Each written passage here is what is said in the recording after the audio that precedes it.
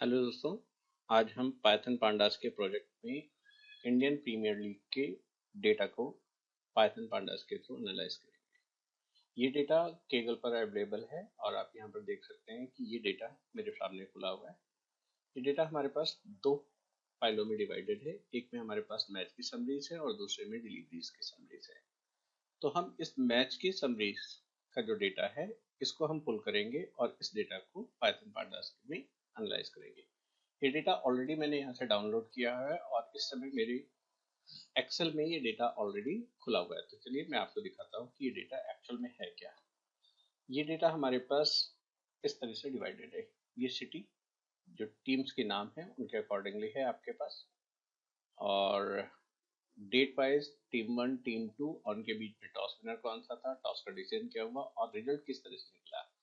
Duckworth Lewis method apply किया और इसमें विनर कौन था, कितने रन से जीता या कितने विकेट से जीता, man of the match player कौन था। और इसमें चार कॉलम्स हमारे पास ऐसे हैं जैसे कि वैल्यू है, अंपायर कौन था, अंपायर टू क्या कौन था, थर्ड अंपायर कौन था। तो मुझे लगता है कि ये हमारे पास डेटा यूजलेस है, तो मैं अपने डेटा सेट से इन तीनों कॉलम्स को अपने रिमूव कर रहा हूँ। ठीक, और फिर अपने इस पूरे डेटा सेट को दोबारा से सेव कर रहा हूँ और इस डेटा सेट को हम एनालाइज करेंगे।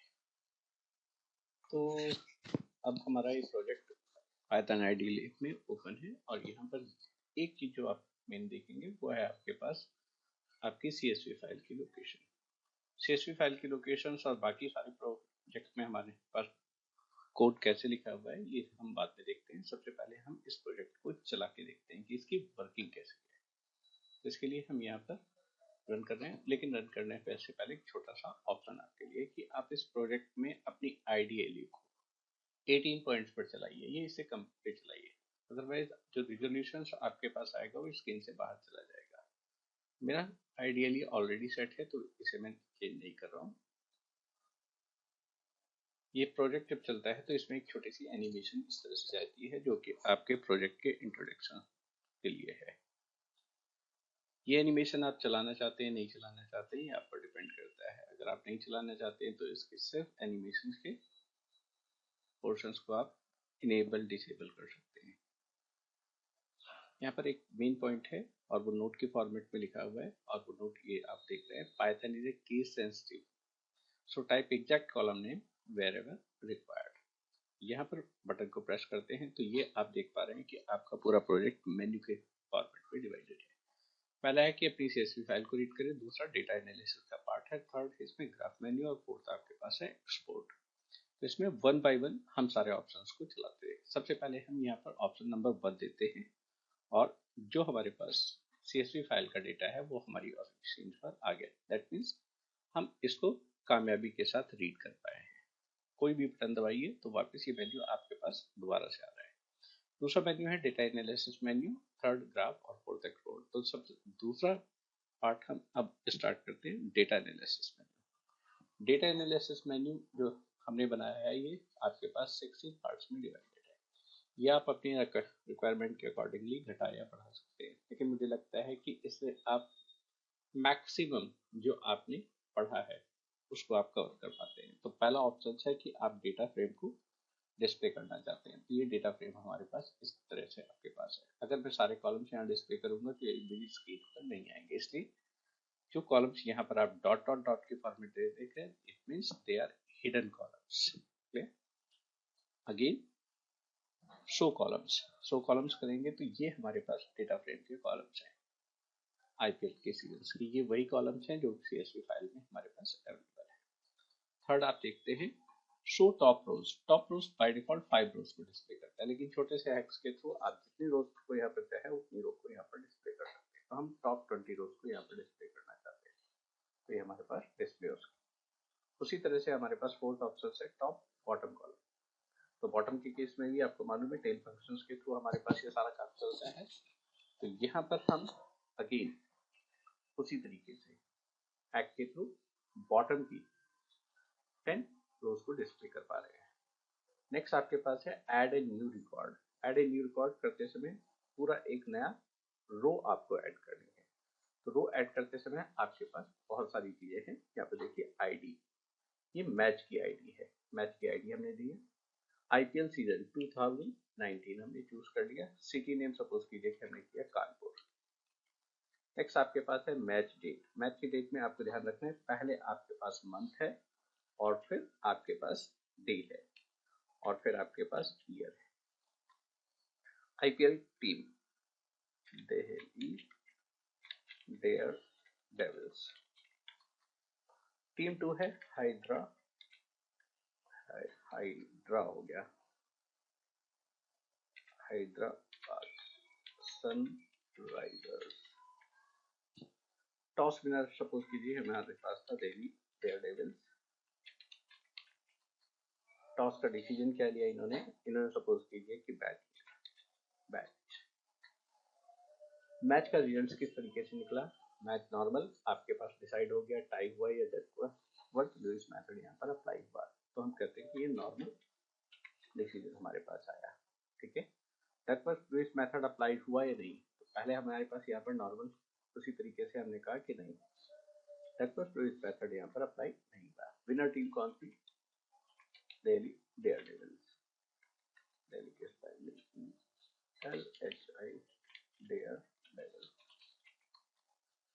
कितने रन से जीता, अगर रन से जीता है तो यहाँ पर रन लिखिए और अगर विकेट से जीता है तो यहाँ पर 0 अप्लाई कीजिए। सपोज कीजिए हम कहते हैं कि ये रन से जीता 34 रन से, तो विकेट आपके पास यहाँ पर अभी भी बचे हुए थे, 4 विकेट बचे हुए थे और 34 run. Man of the match suppose कीजिए कि हमने लिखा युवराज सिंह, ये आपके पास। तो आप देखेंगे कि आपका डेटा लास्ट पोजीशन पर ऐड हो गया है। हमने 34 रन से और 4 विकेट से इसको विन करवाया था।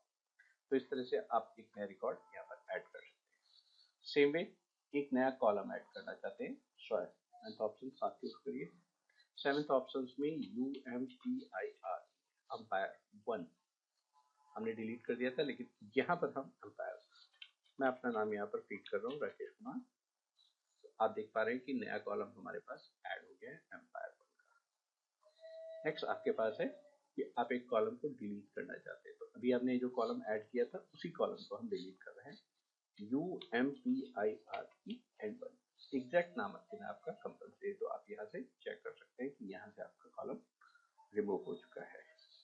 और इसके बाद हमारे पास है 10, ये एक्चुअल में आपके पास डेटा एनालिसिस का पार्ट है। Match win by maximum run, I think there some problem, wait करते हैं, दोबारा से हम इस प्रोग्राम को रन करते हैं।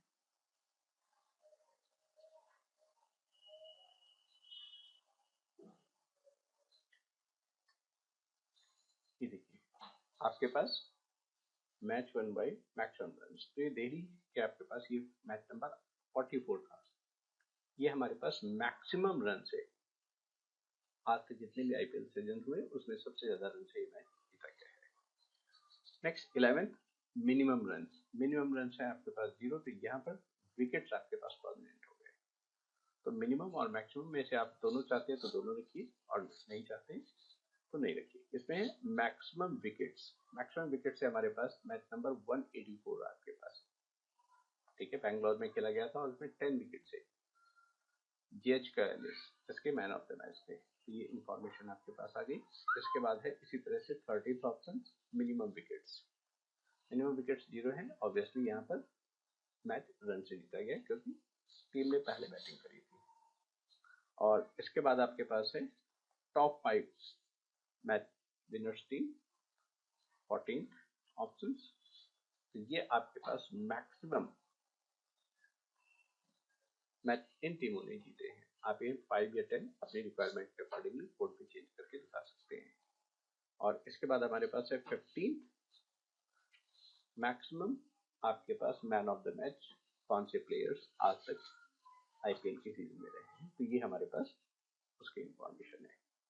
16th ऑप्शन आपके पास है डेटा असेंबली, तो ये डेटा असेंबली उन्हीं की पॉइंट्स की निकल रही है जहां पर आपके पास न्यूमेरिक वैल्यूज आपके पास अप्लाई है। Mean standard deviation, minimum first 25th quartile, 50% quartile, 75 quartile and maximum आपके पास 17th ऑप्शन के थ्रू आप बाहर आ जाते हैं और इसके बाद आपके पास आ जाता है third graph menu. Graph menu में आपके पास जब आप आते हैं तो सबसे पहले season wise matches, maximum matches किस सीजन में हुए आपके पास, तो ये इसका आपके पास लाइन ग्राफ है। इस लाइन ग्राफ को आप ऐसे देख सकते हैं कि यहाँ पर आपके पास कितने मैच हुए, फिर आपके पास सीजन में कितने हुए, फिर आपके पास कितने मैचेस। दूसरा, इसी डेटा का हमारे पास बार ग्राफ है। बार ग्राफ भी आप इसी तरह से एनालाइज कर सकते हैं। तो यहाँ पर आपको मालूम चलेगा कि आपके पास 2012 में मैक्सिमम मैचेस आपके पास हुए हैं। थर्ड इंफॉर्मेशन है season wise matches, horizontal bar graph, same data का हॉरिजॉन्टल बार ग्राफ आपके पास है। इसको कलरफुल बनाना है तो आप यहाँ पर कलर पैटर्न दे सकते हैं, लेकिन मुझे नहीं लगा कि कलर पैटर्न की जरूरत है, उससे थोड़ा सा प्रोजेक्ट कॉम्प्लिकेटेड हो जाएगा। फोर्थ है मोस्ट सक्सेसफुल टीम्स, सबसे ज्यादा सक्सेसफुल टीम्स आपके पास कौन सी रही है। फिगर आप देख सकते हैं, गुजरात लायंस आपके पास मैक्सिमम मैच इन्होंने जीते हैं, तो मोस्ट सक्सेसफुल टीम्स आपके पास उस तरीके से काउंट करी गई है रिजल्ट के बेसिस पर आपके पास। नेक्स्ट आपके पास है most successful player bar graph 5। ये आपके पास बहुत कॉम्प्लिकेटेड है क्योंकि इसमें बहुत सारे प्लेयर्स हैं, तो इसको अगर आप चाहें तो लिमिटेड कर सकते हैं कि टॉप 10 प्लेयर्स, जैसे हमने अभी डेटा एनालिसिस के पार्ट में देखा था, तो उस तरीके से आप यहाँ पर देख सकते हैं मोस्ट सक्सेसफुल प्लेयर। नेक्स्ट आपके पास है 6 ऑप्शन से वापस आप अपने मेन्यू सिस्टम में आ जाते हैं। हमारा नेक्स्ट ऑप्शन है एक्सपोर्ट डेटा। एक्सपोर्ट डेटा के लिए हम यहाँ पर प्रेस करते हैं 4 और यहाँ पर आप देखते हैं कि आपके पास 3 ऑप्शन हैं। एक है CSV फाइल में आप अपने डेटा को एक्सपोर्ट करना चाहते हैं, दूसरा एक्सेल में और तीसरा MySQL टेबल में। फर्स्ट दोनों ऑप्शंस आपके सिलेबस में अभी भी हैं, लेकिन थर्ड ऑप्शन अब आपके पास सिलेबस में नहीं है, लेकिन फिर भी प्रोडक्ट के पॉइंट ऑफ व्यू से मैंने इसमें रखा हुआ है। सबसे पहले फर्स्ट ऑप्शन को यहाँ पे सेलेक्ट करते हैं। तो आप देख रहे हैं जैसे फर्स्ट ऑप्शन चूज करते हैं, हमारे पास IPL डेटा बैकअप.csv के नाम से एक फाइल आपके पास खुल जाती है। ये CSV फाइल हमारे C ड्राइव के अंदर एक बैकअप नाम का फोल्डर है और वहां पर जाकर आपके पास ये मिलती है। ये आपके पास वो CSV फाइल आपके पास है, ठीक है। दूसरा ऑप्शन जब आप यहाँ पर देखते हैं तो ये नहीं है, दूसरा ऑप्शन आपके पास यहाँ पर है एक्सेल सी, नहीं करना चाहिए। दूसरा है एक्सेल और आपका डेटा एक्सेल के फॉर्मेट में आपके पास सेम लोकेशन पर जाकर स्टोर हो रहा है। थर्ड ऑप्शन आपके पास है MySQL टेबल। MySQL टेबल में जब भी आप डेटा को एक्सपोर्ट करें तो इतना ध्यान रखिए कि आपका डेटा स्टोर करने के लिए MySQL रन होना चाहिए। अगर रन नहीं हो रहा है तो आपको एरर मैसेज यहाँ पर मिलेगी। तो यहाँ पर आप देखेंगे कि डेटा IPL बैकअप नाम से एक टेबल DAV स्कूल के डेटाबेस में बन गई है। अब इसको मैं चेक करने के लिए यहाँ पर आता हूँ, अपने MySQL को ओपन करता हूँ। MySQL आई थिंक मेरा ऑलरेडी ओपन है, ठीक है। यहाँ पर शो डेटाबेसेस और यहाँ पर है DAV school, then show tables. आप देख रहे हैं IPL_data_backup, describe IPL_data_backup। यहाँ पर एग्जैक्टली वही कॉलम्स हैं जो आपके पास CSV फाइल में थे। अब इसके डेटा को हम यहाँ से इस तरीके से देख सकते हैं, फ्रॉम IPL_data_backup। ये डेटा आपके पास थोड़ा सा बड़ा है तो टाइम लेगा, तो इसको मैं इंटरमीडिएटली फिल कर सकता हूँ, लेकिन ठीक है कोई बात नहीं, 1 सेकंड में हमारे पास आ गया।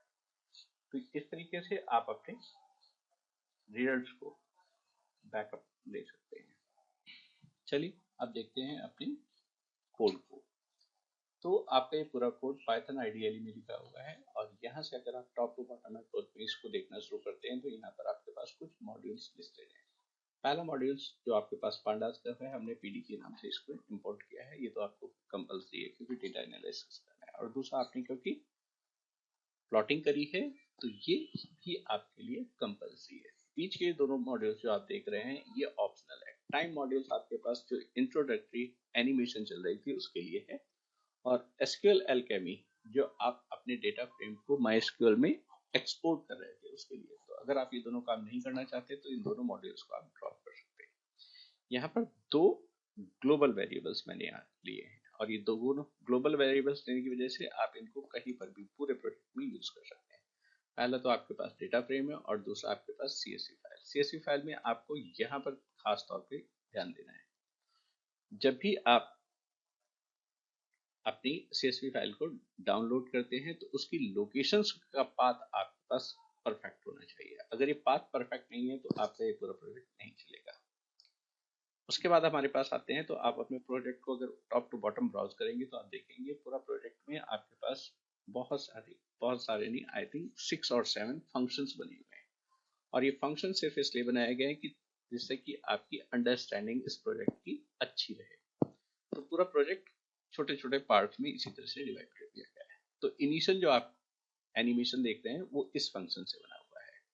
यहाँ पर हम क्या कर रहे हैं कि एक मल्टी लाइन स्ट्रिंग ले रहे हैं और इस स्ट्रिंग को एक मैसेज नाम के वेरिएबल में स्टोर कर रहे हैं। फिर फॉर लूप के थ्रू एक एक कैरेक्टर को यहाँ से पुल कर रहे हैं और इतने सेकंड्स के लिए आप सिस्टम को हैंग कर रहे हैं, स्लीप करवा रहे हैं, जिससे कि वो एनिमेशन का इम्पैक्ट आता है। तो अगर आपको इस एनिमेशन की स्पीड घटानी है बढ़ानी है तो आप यहाँ पर चेंज करिए और आपके पास ये एनिमेशन की स्पीड घट या बढ़ जाएगी। इसी तरह से जब प्रोजेक्ट खत्म हो जाता है तो आपके पास ये मेड बाय में भी हमारे पास ये क्रेडिट कार्ड एनालिसिस अभी लिखा है, जो कि नहीं यहाँ चाहिए। ये हमारे पास होना चाहिए IPF data analysis made by XYZ। यहाँ पर आप अपना नाम लिख के दे सकते हैं, ठीक है। इसके बाद हमारे पास नेक्स्ट जो थर्ड फंक्शन है वो आपके पास CSV फाइल को रीड कर रहा है। तो इसमें आप ध्यान से देखेंगे तो दोनों आपके पास यहाँ पर DF जो है ये भी ग्लोबल वेरिएबल्स है और ये भी CSV फाइल दोनों ग्लोबल है। तो आप अपनी CSV फाइल को रीड कर रहे हैं और उसको डेटा फ्रेम को ऑन स्क्रीन पर डिस्प्ले कर रहे हैं। इसके बाद आपके पास एक छोटा सा फंक्शन और है क्लियर। ये आपके पास आउटपुट स्क्रीन को क्लियर कर रहा है। तो ये क्लियर करने का हमारे पास सिंपल हैक ये है कि ये पूरा function 65 blank lines on screen पर डिस्प्ले कर रहा है। इसके बाद आपके पास आ जाते हैं data analysis menu. Data analysis menu को अगर आप टॉप टू बॉटम देखते हैं तो सबसे पहले आपने डेटा फ्रेम जनरेट किया और उसके बाद एक लूप चलाया। ये लूप इनफाइनाइट लूप चल रहा है, दैट मीन्स ऑटोमेटिकली ये टर्मिनेट नहीं होगा। तो हमें इस पूरे प्रोग्राम के व्हाइल लूप के अंदर इसे ब्रेक करना पड़ेगा। फर्स्ट ऑप्शन यहाँ पर आप देख रहे हैं, ये सीधे सीधे हमने इसे प्रिंट स्टेटमेंट के थ्रू जनरेट करें। फिर यहाँ पर एक चॉइस दे दी है यूजर से। ये चॉइस मैंने इंटीजर टाइप के लिए है, आप चाहें तो इसको स्ट्रिंग के फॉर्मेट में लिख सकते हैं। जब पहली चॉइस है तो डेटा फ्रेम को डिस्प्ले कर दिया, दूसरी चॉइस है तो कॉलम्स को डिस्प्ले कर दिया, थर्ड चॉइस है तो फर्स्ट 10, 20, 30 क्योंकि टॉप रोज आपको डिस्प्ले करनी है। तो टॉप रोज के लिए हेड फंक्शंस यूज करते हैं और हेड फंक्शंस में आपको मालूम है कि फर्स्ट 5 रोज आपके पास डिस्प्ले होती है। तो यहाँ पर छोटा सा एक इनपुट दिया और उस इनपुट को यहाँ पर एज ए पैरामीटर पास कर दिया है। ये पैरामीटर पास होने की वजह से टॉप 10, 20, 30, 100 जितने भी रिकॉर्ड्स आप डिस्प्ले करना चाहते हैं वही कर सकते हैं। Fourth option exactly third option की ही रिप्लिकेशन है, बट यहाँ पर फंक्शन जो आपके पास यूज किया गया है वो टील फंक्शन यूज किया गया है। नेक्स्ट आपके पास है पर्टिकुलर कॉलम को डिस्प्ले करना। आइडिया वही है, पहले कॉलम्स डिस्प्ले करें, फिर कॉलम का नाम यूजर से इनपुट किया और जो भी यूजर ने कॉलम का नाम यहाँ पर डिस्प्ले किया उसकी एंट्रीज को डिस्प्ले किया। नेक्स्ट आपके पास है कि एक नया रो ऐड करना। तो हमारे पास जितनी भी CSV फाइल में कॉलम्स थे हमने उतनी एंट्रीज यहाँ पर इनपुट कराई और इनपुट कराने के बाद एक डिक्शनरी जनरेट करी। डिक्शनरी के बाद इस डिक्शनरी को अपने डेटा फ्रेम में अपेंड करा लिया। यहाँ पर इग्नोर इंडेक्स लिखना कंपल्सरी है, अदरवाइज आपका डेटा फ्रेम अपेंड नहीं होगा। और फिर डेटा को ऑन स्क्रीन पर डिस्प्ले कर दिया। सेवेंथ आपके पास है कॉलम ऐड करना। कॉलम का नाम यूजर से इनपुट किया और उसकी एक डिफॉल्ट वैल्यू। यहाँ पर बस आपको याद रखना है कि ये कॉलम का नाम एग्जिस्टिंग कॉलम का नाम नहीं होना चाहिए। अगर एग्जिस्टिंग कॉलम का नाम आप लिखेंगे तो डेटा अपेंड नहीं होगा, डेटा आपके पास अपडेट हो जाएगा। नेक्स्ट कॉलम को डिलीट करना। कॉलम का नाम मैच करना चाहिए और डिलीट स्टेटमेंट यहाँ पर यूज करिए और फिर डेटा फ्रेम को डिस्प्ले कर दिया है। नाइन्थ ऑप्शन आप देखेंगे कि अगर आपको कोई पर्टिकुलर इंडेक्स डिलीट करनी है तो इस केस में आपने ड्रॉप फंक्शंस को डेटा फ्रेम पे यूज किया है। 10th ऑप्शन है मैक्सिमम विन बाय रन्स। इसके लिए थोड़ा सा हमने यहाँ पर शॉर्ट फंक्शन को यूज किया और शॉर्ट फंक्शंस के साथ हमने चेनिंग मेथड भी अप्लाई किया है कि डेटा फ्रेम को आपने शॉर्ट किया विंस बाय रन और यहाँ पर असेंडिंग ऑर्डर फॉल्स कर दिया। दैट मींस आपका टोटल डेटा डिसेंडिंग ऑर्डर में जाएगा और उस डेटा में से सिर्फ और सिर्फ पहली रो आपने यहाँ पर पुल कर ली है और इस तरह से ऑन स्क्रीन पर डेटा डिस्प्ले कर दिया है। इसी तरह से match one bye minimum runs के केस में जो चेंजेस हैं वो सिर्फ और सिर्फ ये है कि असेंडिंग आपने यहाँ पर अप्लाई किया हुआ है तो ये ट्रू है। इस केस में 0 ऑनवर्ड्स आपके पास जाएगी तो इस तरह से आपको मिनिमम रन से विनिंग टीम का रिजल्ट यहाँ पर दिख जाएगा। अब यह है कि match one by maximum wickets, idea हमने बिल्कुल एग्जैक्टली वही दिया है। यहाँ पर कॉलम का नाम सिर्फ चेंज किया है, विन बाय विकेट्स, असेंडिंग और false and head one. Minimum wickets का भी हमारे पास एग्जैक्टली सेम है। 14th ऑप्शन से जब आप आते हैं तो यहाँ पर आपको थोड़ी सी ट्रिक अप्लाई करनी पड़ती है और ये क्या है कि आप अपने पूरे डेटा फ्रेम को ग्रुप में कन्वर्ट कर लेते हैं और ग्रुप से डेटा को काउंट कर लेते हैं। काउंट के साथ हमारे पास एक रिजल्ट का कॉलम भी है और इस रिजल्ट के कॉलम के बेस पर पूरे डेटा को फिर सॉर्ट कर लेते हैं और सॉर्ट करने के बाद टॉप 5 रोज आप यहाँ पर ऑन स्क्रीन पर डिस्प्ले कर देते हैं। तो इस तरह से मोस्ट मैच विनर टीम आपके पास आ जाती है। अब यहाँ पर है most man of the match player. Idea हमने बिल्कुल एग्जैक्टली जो आपने टीम के साथ लगाया था वही आइडिया हमने यहाँ पर 15th में अप्लाई किया है कि पहले ग्रुपिंग करी प्लेयर ऑफ द मैच के अकॉर्डिंगली और फिर रिजल्ट्स के अकॉर्डिंगली उसको डिसेंडिंग ऑर्डर में अप्लाई कर लिया। तो इस तरह से टॉप प्लेयर्स, टॉप या आप कह सकते हैं कि maximum man of the match किस प्लेयर को मिला है उसका हमने रिजल्ट यहाँ पर अप्लाई कर लिया है। 16th options total data describe कर रहे हैं और दूसरा फंक्शंस भी इसी पैटर्न पर आपके पास चल रहा है। Graph menu, season wise matches, bar graph. तो यहाँ पर ग्रुपिंग आपके पास सबसे ज्यादा चल रही है। टोटल डेटा को ग्रुप किया, यूनिक वैल्यूज आपके पास सीजन में क्या थी, दैट मीन्स कितने सीजन आपके पास थे, हर सीजन में कितने मैच हुए काउंट आपने किया, एक्स लेबल, वाई लेबल और टाइटल डिफाइन किया और यहाँ पर प्लॉट कर दिया। जब सिंपल प्लॉट करते हैं तो आपके पास ये ऑटोमेटिकली लाइन ग्राफ बनता है। सेम डेटा ही हमने यहाँ पर लिया लेकिन इस बार हमने बार ग्राफ अप्लाई कर दिया। रेस्ट आपके पास बिल्कुल सेम है। थर्ड जो आपके पास है सीजन वाइज, अब आपके पास हॉरिजॉन्टल बार ग्राफ है तो डेटा आपके पास एग्जैक्टली सेम है। जो फर्स्ट 2 ऑप्शंस पे था वही आपके पास डेटा आपके पास है। यहाँ पर डेटा आपके पास अब विनिंग टीम का है और एग्जैक्टली सेम आपके पास चल रहा है, मोस्ट सक्सेसफुल टीम।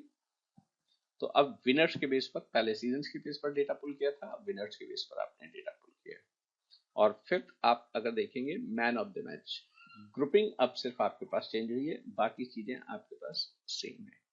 तो इस तरह से आपके पास ग्राफ मेन्यू बने हैं। ग्राफ मेन्यू में सिर्फ आपके पास 3 ही ऑप्शन सिलेबस में है, इसलिए हमने सिर्फ ये 3 ऑप्शन रखे हैं। अदरवाइज पाई ग्राफ भी बना सकते हैं, इसके अलावा और भी बहुत सारी चीजें आप इसके साथ कर सकते हैं। Next export menu. Export menu अगर आप देखेंगे तो वही exact same, while loop, infinite, clear और फोर्थ आप ऑप्शंस पे ब्रेक कर देंगे। फर्स्ट ऑप्शन चूज किया, 2 CSV मूव किया, आपके पास चला गया डेटा। 2 एक्सेल किया, एक्सेल में आपके पास चला गया। और यहाँ पर वो SQL Alchemy पे आपको याद रखना पड़ेगा।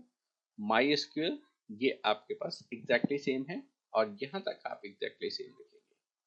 इसके बाद @ के बाद यहाँ पर आपके पास एक्टर में पासवर्ड आना चाहिए, एट दिस पोजीशन। लेकिन पासवर्ड क्योंकि मेरे सिस्टम पर नहीं है इसलिए हम यहाँ पर ब्लैंक छोड़ रहे हैं।